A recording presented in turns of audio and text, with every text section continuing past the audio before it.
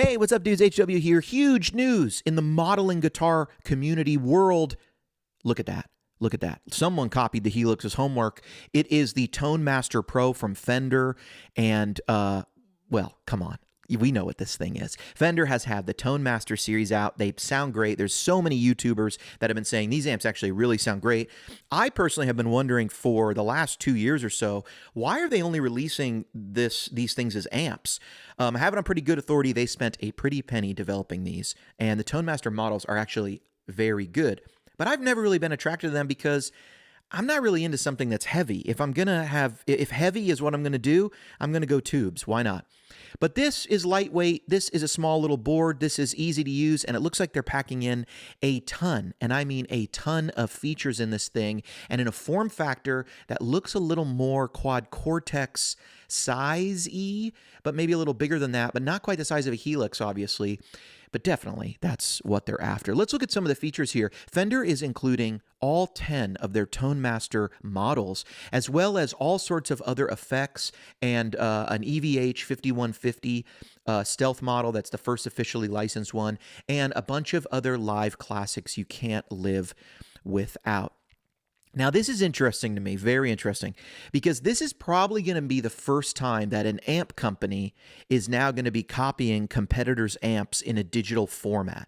What I mean is we haven't seen Vox or Fender. Maybe Vox has done it with some of the Valvetronic stuff, or Fender, or Marshall. You know what I'm saying? Marshall and Vox had their little modelers way back in the day, but I would imagine they have some Marshall and Voxy stuff built in here. They're definitely there's a tube screamer. There's a Memory Man delay. There's some Boss-esque pedals. And the amp here looks like it's called the Nashville Twin. So obviously they're going to have their own stuff. They're going to have other stuff. But we're now in the era where amp manufacturers releasing digital stuff copy the other amp manufacturers. It's just a big copycat industry in this point, and Fender's really not hiding it. I mean, like I said, the dog ate their homework on the design, and they decided to just borrow the Helix's design. Now, this thing does have a couple things that are even more sort of user-friendly, maybe than the Helix, a little more, some feature improvements. First off, this is a full touchscreen. A full touchscreen, and that is super cool. These are also, look at the side here, encoder knobs. So what that means is you'll notice you can either tap that knob. I would imagine it has like some sort of a haptic or a capacitance touch is what I meant to say.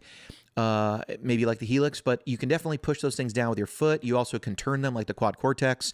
That seems to be the very best way to design one of these foot switches with a touch screen in the future. So are we getting a Helix style kind of look and layout with some Fender Tone Master tone quality and some Quad Cortex UI kind of looking thing? Well, maybe. I really like this graphic display here. It actually reminds me of the Headrush unit, which I'm a big fan of.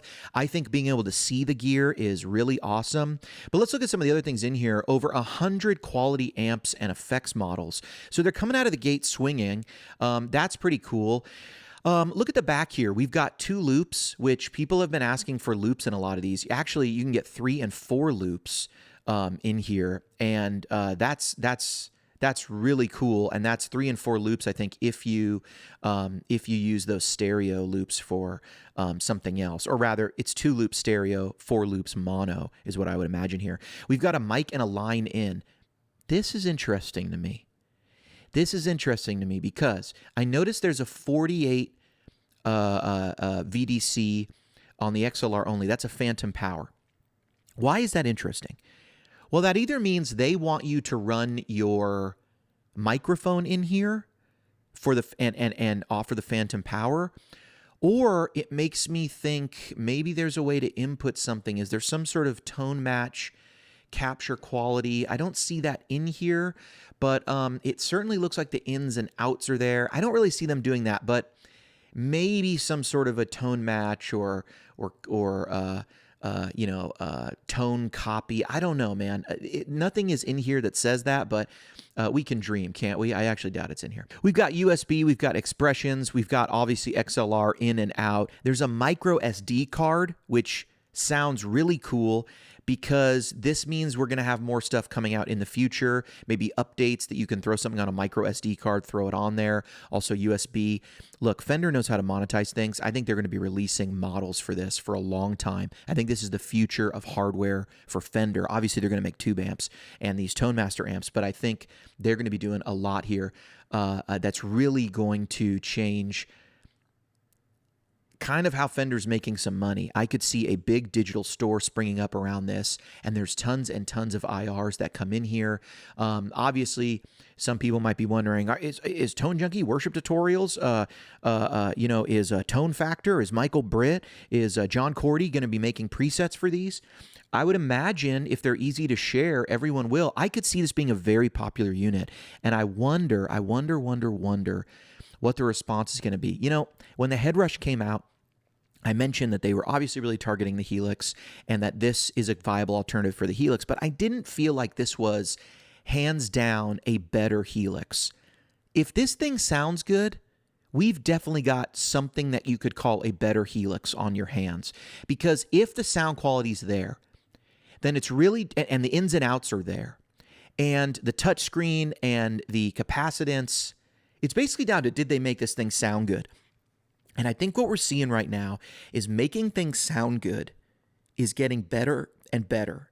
Things are sounding better and better. It seems like it's easier to get things to sound good these days than it was way back when. I think one of the downfalls of modelers in general is this. It's hard to say, does a modeler on its own sound good? It's easier to say, does this sound model in it sound good? Does this sound model sound good?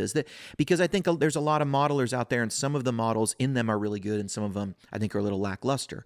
One of the things I like about capture technology is that if it does the thing where you can capture an amp and it sounds like the amp, well, then you can get good tone into it, right? You just got to find good tone and capture it. So I'm really interested to try all these out. Like, I'm really interested. Obviously, they've nailed their own stuff. They're going to do that, right? Did they nail the Marshall? Did they nail the Vox? Did they nail the 5150? They probably did. Because that's going to be the interesting thing. I wonder, if they don't nail the Vox and they don't nail the Marshall and they don't have enough of that stuff in there, if they go too heavy with only Fender stuff, you're going to have a lot of people going, well, the Fender thing's cool, but Vox is really where my heart is, and they don't have the best Voxes. Helix is better with Vox. Kemper's better with Vox. Quad Cortex better with Vox. You know what I mean? Really interesting stuff from Fender. I'm really excited about this. Price-wise, it looks expensive, but I don't know if this is going to be the price. $23.49. Fender does price their stuff pretty high. The Tone Master series is not cheap, and I could see this being this price too. I'm definitely going to get one. Hey, Fender, I check all these things out. This channel is all digital stuff. Like, I'm going to check this out anyway. If you want to send me one, please send me one. I'd really love that.